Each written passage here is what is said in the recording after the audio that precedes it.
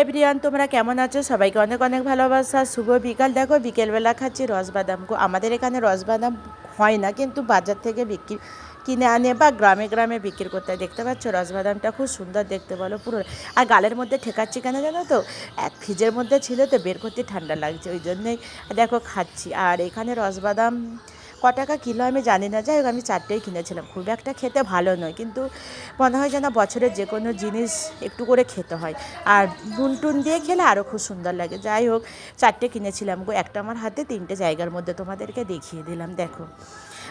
আর আমরা কিনবো না, এটাই লাস্ট। কেন বলো তো, রসবাদাম খুব একটা আমাকে ভালো লাগে না। যাই হোক দেখো রসবাদাম নিয়ে কী আনন্দ। আর ফলগুলোকে সত্যি আমাকে খুব সুন্দর লাগে দেখতে, খেতে যতটা না ভালো লাগে, দেখতে আমাকে সব থেকে সুন্দর লাগে। দেখো আর রসবাদাম নিয়ে কী মজা করছি, মানে যেখানে যে ফলটা হয় না বাজার থেকে কিনালে, সেই ফলটা নিয়ে আমার একটু মজাই মনে হয়, মানে আনন্দও করি। দেখো আমি সবাইকে বলছি খাওয়ার জন্য। ঠিক আছে বন্ধুরা, রাখছি, পরের ব্লগে দেখা হবে, টাটা বাই বাই।